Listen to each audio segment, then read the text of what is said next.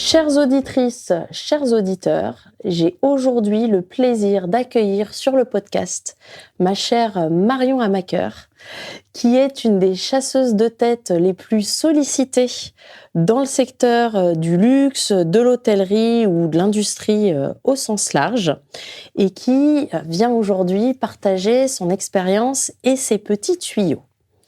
Alors, pour vous présenter Marion, il faut savoir qu'elle a plus de 20 ans d'expérience dans le recrutement de cadres, qu'elle est diplômée de la prestigieuse École hôtelière de Lausanne et qu'elle a eu la chance d'avoir une expérience internationale, notamment à Londres, à New York et à Barcelone, où nous nous sommes rencontrés il y a plus de 10 ans. Elle reste bien sûr très connectée au marché suisse, puisqu'elle est actuellement basée à Genève. Alors, pourquoi je souhaitais donner la parole à Marion aujourd'hui ? Parce que, tout d'abord, j'apprécie sincèrement sa personnalité solaire, sa facilité à créer du lien, mais aussi parce que j'admire sa connaissance pointue du secteur, dont j'avais envie de vous faire bénéficier aujourd'hui. Nous avons la chance de tourner actuellement dans une magnifique suite de l'hôtel La Réserve à Genève, qui est un endroit symbolique pour nous, notamment parce que Marion a la chance d'accompagner ce bel établissement depuis plusieurs années, mais aussi parce que nous nous y retrouvons très régulièrement pour coworker. C'est un petit peu notre bureau finalement, n'est-ce pas Marion ? Absolument, Joanne. Ravie d'être de retour au sein de cette belle réserve. Alors, Marion, j'avais envie de te poser une première question clé. Avant toute chose, pour les personnes qui découvrent ce métier, qu'est-ce que c'est finalement qu'une chasseuse de tête ? Alors, une chasseuse de tête, c'est vrai que c'est un mot qui étonne un petit peu parfois, mais c'est tout bêtement une traduction de headhunter, donc c'est un mot anglo-saxon. C'est donc une analogie à la chasse. Et en fait, dans le recrutement, contrairement à un recrutement classique, où on va pouvoir poster une annonce, chercher un candidat, un chasseur de tête, il va aller chercher une cible. L'analogie est donc avec la chasse, pour trouver le candidat idéal pour un client. Donc c'est pour ça qu'on appelle les chasseurs de tête de cette manière. Très bien. Et en tant que candidat, comment est-ce que finalement on peut se faire un petit peu repérer par un chasseur de tête ? Bien sûr. Alors, déjà, il faut savoir que si un chasseur de tête veut trouver un candidat, il le trouvera. Donc, il n'y a pas forcément besoin d'être visible ou pas. Parfois, on dit il faut que le candidat soit connecté avec les chasseurs, qu'il soit connu. Alors oui, en effet, si vous avez un réseau de chasseurs de tête qui vous suivent depuis quelques années, les tenir informés, garder le contact, créer du lien, leur dire que vous êtes en veille, à l'écoute, ça c'est important. Mais dites-vous bien qu'un chasseur de tête trouvera toujours le candidat parce qu'il va faire sa recherche, il va essayer de trouver le candidat idéal pour un poste ou un client. Après, un candidat, pour être visible, il doit être connecté à son marché. Moi, je dis toujours aux candidats, un candidat qui recherche dans le marketing, dans l'hôtellerie, il va falloir qu'il ait un compte LinkedIn à jour, qui publie, qui lit des articles, qui donne son avis. Donc, en fonction un petit peu de la spécificité de chacun, il faut être visible, en effet, sur les réseaux sociaux, sur les outils qui peuvent vous servir à être mieux repérés. Donc, si j'entends bien, finalement, le personal branding joue un rôle clé, ainsi que le networking. Absolument. Alors ça, je pense qu'on en reparlera tout à l'heure, mais c'est vrai que c'est deux éléments clés quand on est en recherche d'emploi. Absolument, son image, son personal branding, et puis après, être dans les bons réseaux, connaître les bonnes personnes et être ouvert sur le marché. Très bien. Et toi qui, j'imagine, parcours des centaines de profils sur LinkedIn chaque jour et qui reçoit des milliers de CV chaque année, qu'est-ce qui fait que le profil d'un candidat va immédiatement retenir ton attention ? Alors, moi, comme tu l'as dit, je suis issue d'une formation hôtelière. Et on dit toujours dans l'hôtellerie que la première impression est cruciale. Donc, dans le recrutement, c'est exactement la même chose. Si c'est un profil LinkedIn, si c'est un CV que le recruteur va recevoir en premier, il est indispensable que ça soit absolument parfait. Donc, ça passe d'une mise en page absolument parfaite, aucune faute d'orthographe, une cohérence dans ce qui est écrit, dans les idées, pas de faute de police, pas de mensonges sur les dates, on ne va pas y chercher à enrober, à prolonger une expérience. Donc vraiment, le côté authenticité, rigueur, sont des choses qui sont indispensables dans un CV et dans un profil LinkedIn. Et d'ailleurs, il y a toujours un petit peu ce débat sur un CV. Photo ou pas photo? Alors ça, c'est très culturel et ça dépend aussi un petit peu des marchés. Mais d'une manière générale, la photo est toujours mieux, en fait. C'est vraiment bien. Après, une photo récente, actuelle, ne pas mettre une photo de quand on a 20 ans, quand on en a 45, c'est quand même important d'avoir une photo corporate, élégante, un cadre blanc, un fond blanc, tout ça, c'est vraiment important. Et puis qui reflète la personne que vous êtes aujourd'hui. Oui, on va éviter la photo en débardeur ou avec les lunettes de soleil ou de façon très décontractée. Voilà, où vous avez coupé la personne à côté de vous. Non, vraiment une photo corporate sur un fond blanc. N'hésitez pas d'ailleurs à demander à un photographe de la faire, de faire vraiment une photo qui vous représente dans un cadre professionnel. Très bien. Et alors, autre question clé concernant la lettre de motivation. Est-ce que c'est encore indispensable aujourd'hui et surtout, est-ce qu'elles sont vraiment lues, ces lettres? Alors, tout dépend un petit peu du contexte. Quand vous passez par un recruteur, par un chasseur de tête, la lettre de motivation, en fait, vous nous bâclez notre travail. C'est à nous de vous représenter. C'est à nous de partager à notre client nos impressions, notre compte-rendu d'entretien, donc ce qui sert un petit peu de lettre de motivation. En revanche, quand vous postulez directement sur des plateformes de recrutement ou via LinkedIn et que la lettre de motivation est demandée, bien évidemment, il faut la faire. Le pire aujourd'hui, vraiment le plus dangereux, ce sont les lettres de motivation copier-coller qui sortent directement de l'IA, où on sait absolument qu'il n'y a rien d'authentique. Donc moi, je reviens un petit peu à ce que je disais au tout début de notre discussion, Joanne. Le plus important, c'est l'authenticité. Donc écrire une lettre de motivation si vous avez des choses à dire réelles, qui parlent vraiment de vous profondément avec sincérité, alors là, ça vaut la peine. D'accord. Donc la lettre de motivation, oui, mais uniquement si c'est sincère et authentique. Sinon, on oublie. Absolument. Très bien. Et tu mentionnais l'IA. Aujourd'hui, en tant que candidat, est-ce que tu recommandes quand même d'utiliser l'IA dans sa démarche de recrutement? Est-ce que ça peut être un outil utile ou à l'inverse, il faut complètement l'éviter? Alors, l'IA doit être utilisée absolument. Là, je pense que c'est impératif, à bon escient. Donc, l'IA pour un CV, un grand oui. L'aider pour la mise en page, la structure, s'inspirer, vraiment aucun sujet là-dessus. L'IA pour préparer un entretien, un grand oui. Aller chercher des infos sur qui va nous interviewer, sur l'entreprise, sur l'écosystème. L'IA va vous aider à trouver des articles peut-être qui ont été publiés par votre interlocuteur. Donc, dans ces cas-là, l'IA, encore une fois, un grand oui. En revanche, l'IA pour une lettre de motivation, attention, prudence. On retrouve trop souvent les copier-coller, les codes qui viennent directement de l'IA. Et là, je pense que vous perdez vraiment votre crédibilité. On s'en rend compte tout de suite. Tout de suite. Oui.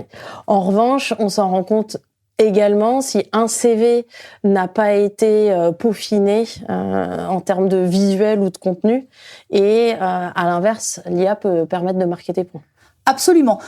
Le CV, c'est aussi un vaste sujet. Pour moi, un bon CV, c'est un CV qui fait du sens, déjà visuellement, qui est agréable à regarder.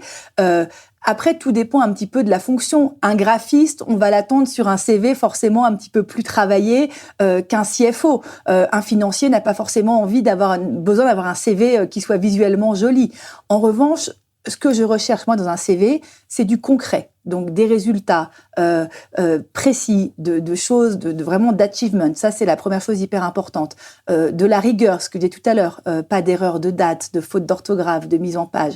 Et puis après, au-delà de l'expérience, un CV doit aussi représenter qui vous êtes, votre éducation, ce que vous aimez faire à côté, est-ce que vous êtes membre d'association. Donc, toutes ces choses-là font aussi la personne que vous êtes au-delà purement du professionnel. Oui, donc ce qui est important, finalement, c'est de laisser révéler un petit peu sa personnalité à travers ce CV. Et j'entends aussi dans ce que tu dis l'importance de se faire aider pour le CV, pour aller creuser un petit peu sur les expériences, le faire relire pour être sûr d'éviter les petites coquilles au niveau orthographique.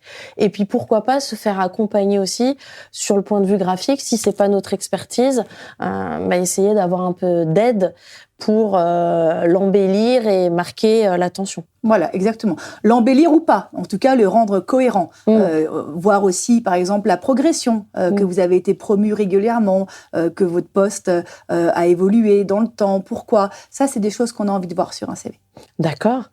Et un candidat qui aurait envie d'être repéré par un chasseur de tête, ou par toi justement, comment est-ce qu'on fait pour arriver dans ton radar finalement ?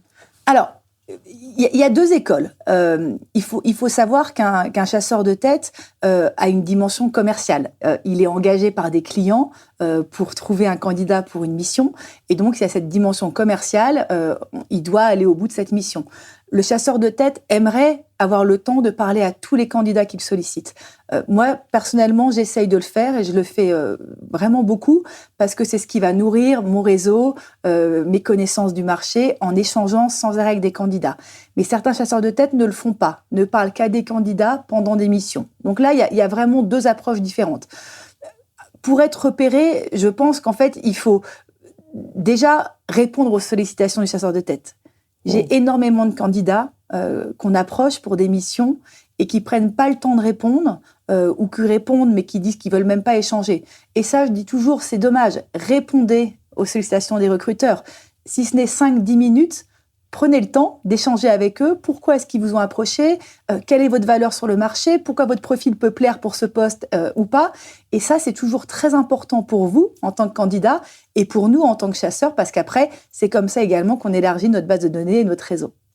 Oui, donc finalement, si je comprends bien, même si on n'est pas en recherche actuelle, même si on n'est pas intéressé par l'offre qui est proposée ou sur le sujet pour lequel on va être sollicité par un chasseur de tête, c'est quand même impératif, selon toi, de répondre à la sollicitation pour créer du lien, parce qu'on ne sait jamais de quoi peut être fait le futur. Absolument, c'est essentiel. C'est vraiment du gagnant-gagnant pour le candidat qui va en apprendre beaucoup sur sa valeur et quelles sont ses potentielles opportunités sur un marché.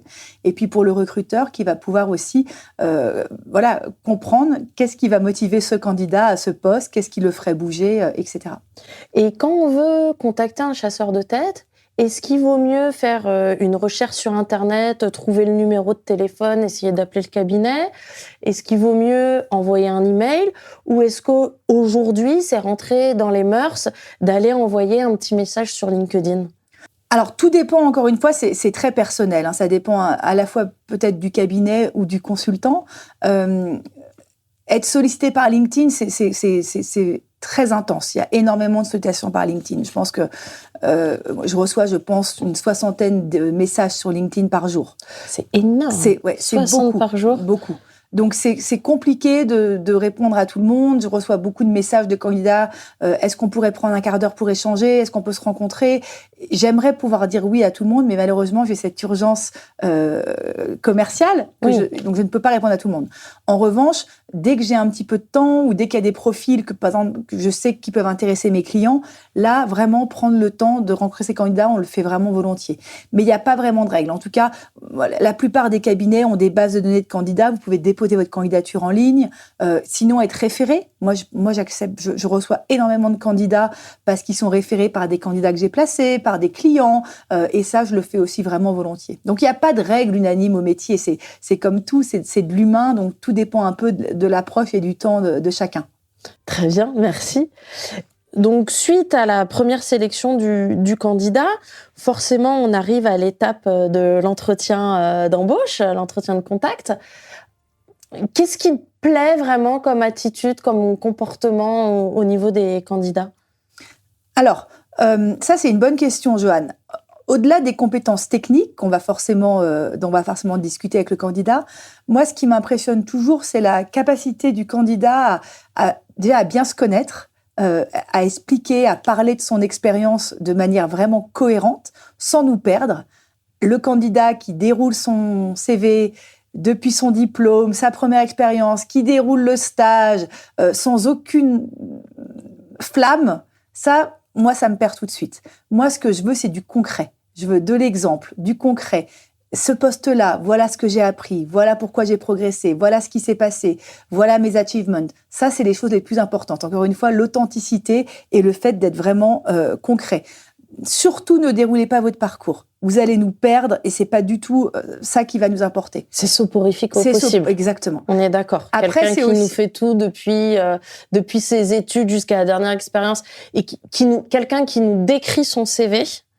Ça va être particulièrement ennuyeux, c'est ce que tu dis. Absolument, mais c'est aussi le travail du recruteur de poser les bonnes questions. Ne posez jamais la question « parlez-moi de votre expérience ». Là, vous savez directement que vous en avez pour une demi-heure selon le candidat et qu'il va vous perdre dans du détail.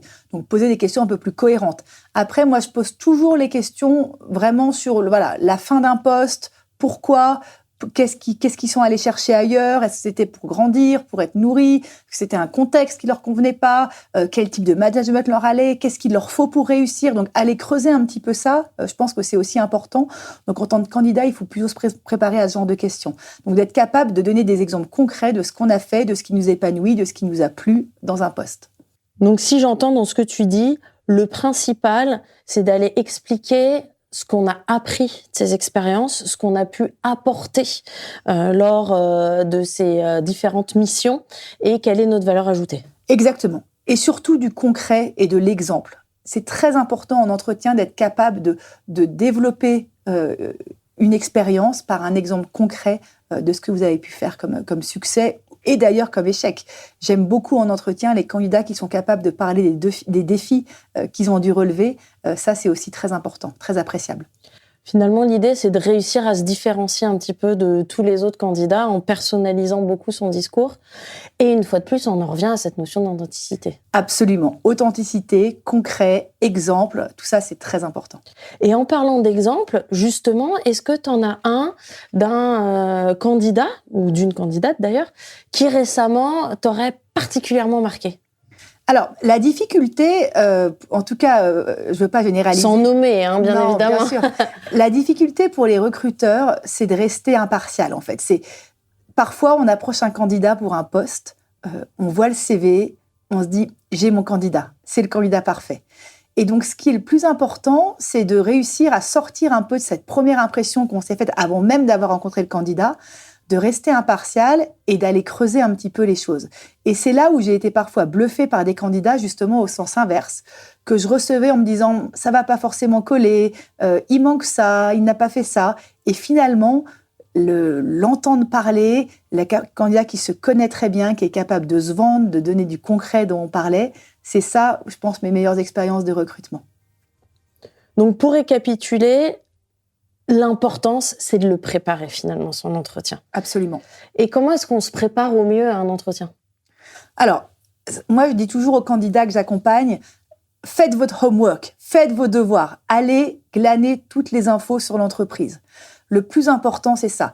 Déjà, l'interlocuteur. Qui va m'interviewer? Toujours demander qui participera à l'interview. Est-ce que ça sera une personne, la RH, le manager, le N+2? Donc, comprendre qui va être votre audience, quels sont leurs parcours, depuis combien de temps ils sont dans l'entreprise. Ça, c'est vraiment la première chose à faire. C'est indispensable. La deuxième chose, c'est de comprendre le poste pour lequel vous allez être interviewé. Donc, avoir la fiche de poste, avoir posé des questions en amont au chasseur ou à la RH si vous êtes en contact directement. Ça, c'est aussi indispensable. Et puis enfin, comprendre les enjeux, l'écosystème, l'entreprise pour laquelle vous postulez aujourd'hui, ça c'est indispensable. Donc maintenant, on parlait de l'IA, tout est public. Allez chercher des infos sur leurs enjeux, est-ce qu'ils ont publié leurs chiffres, quels ont été les défis, quels sont leurs objectifs dans les prochaines années. Tout ça, c'est aussi indispensable. Et donc, se préparer. Il n'y a rien de pire qu'un candidat qui arrive non préparé. Et puis la dernière chose, si je peux ajouter, préparer des questions. Ne clôturez pas un entretien sans avoir au moins 2-3 questions à poser. Alors, soit les questions viennent au fil de la rencontre, et là, c'est encore mieux, c'est spontané. Mais sinon, assurez-vous d'avoir préparé des questions, parce qu'il ne faut pas clôturer un entretien en disant « non, pas de questions, c'est bon, merci beaucoup, au revoir ». Oui, ça rend le candidat un petit peu invisible de faire ça. Voilà, pas invisible, mais voilà, on se dit, est-ce qu'il s'est vraiment intéressé? Est-ce qu'il est curieux? Est-ce qu'il a suffisamment de hauteur pour peut-être se projeter? Donc ça, c'est vraiment important. Et là-dessus, je te rejoins à 200%, notamment sur le fait de bien se renseigner sur l'entreprise, parce que moi, je le vois beaucoup dans mes propres recrutements pour l'équipe. j'ai énormément de candidats qui viennent, qui vont avoir un discours finalement très lisse. Et quand je leur demande est-ce qu'ils se sont renseignés sur l'entreprise, est-ce qu'ils ont regardé mon site internet, ils l'ont même pas fait. Et donc, ça donne pas envie finalement d'intégrer la personne parce qu'on se dit il y a aucune marque d'intérêt qui est proposée. Exactement. Donc ça, c'est une erreur fondamentale. Pour moi, ouais, fondamentale. Si tu devais donner 3 conseils clés ou 3 actions concrètes qu'on peut mettre en place pour un candidat qui est actuellement en recherche, quelles seraient ces 3 actions ? Alors, déjà, la première chose, c'est d'avoir tous les outils à disposition prêts. Donc le profil LinkedIn, le CV, toutes ces choses un petit peu qui font que vous allez pouvoir après être prêt à postuler. Donc ça, voilà, on en a parlé, ça c'est vraiment indispensable. Sur LinkedIn, être actif. Donc être capable de partager des articles, d'échanger, de donner votre avis si c'est pertinent, sans rentrer dans les détails et de partir parfois dans des dérives, mais voilà, de donner votre avis professionnel sur des sujets qui font du sens par rapport à votre expertise. Donc ça, c'est la première chose. La deuxième chose, c'est le réseau, en fait. Ça, on le répète sans arrêt, mais le réseautage est indispensable.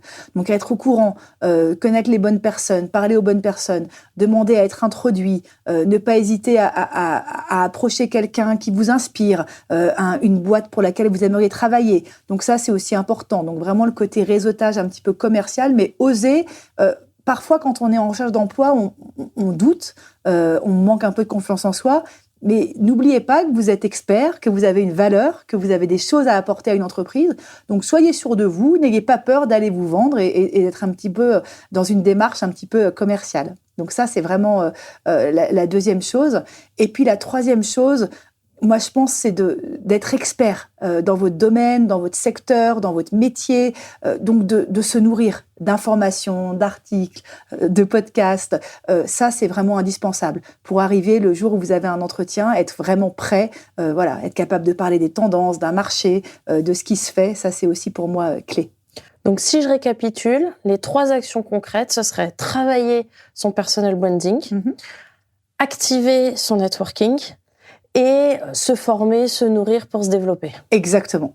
Alors, en parlant de personal branding, qu'est-ce qui te différencie, toi, en tant que recruteuse, justement ? Ah, ben alors ça, écoute, Joanne, c'est pas à moi de répondre à cette question normalement, mais... Alors, moi, je connais la réponse, mais... Je peux essayer en tout cas de partager un petit peu les feedbacks que je reçois. Donc, je pense que moi, la première chose, la plus importante, c'est d'être une experte. Donc, d'essayer d'apporter une expertise, que ça soit à mes candidats, à mes clients. Donc, d'être là, en l'occurrence, une experte en toute modestie du secteur de l'hospitality. Je le confirme. Je vous le dis, je le confirme. Voilà.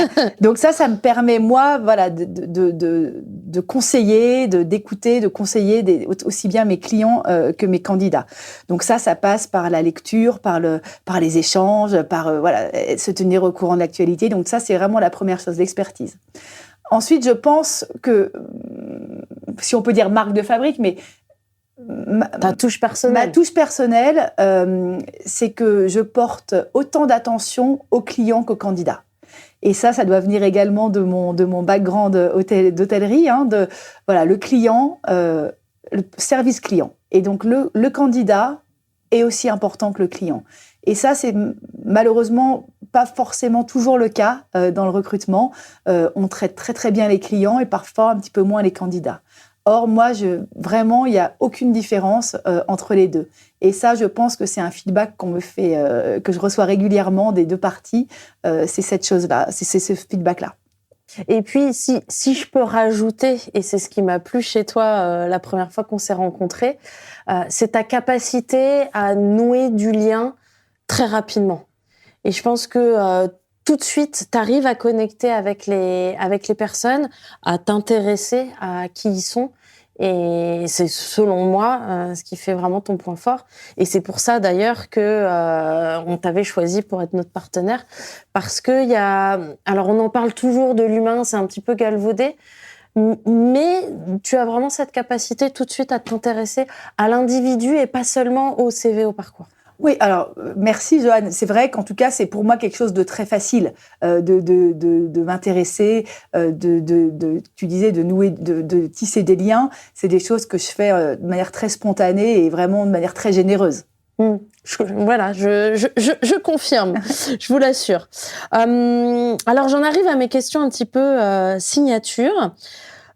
Toi-même, pour incarner cette notion d'excellence, qui est le fil conducteur de ce podcast, est-ce que tu as un petit rituel ou une discipline que tu suis au quotidien ? Alors, j'ai pas de discipline vraiment au quotidien.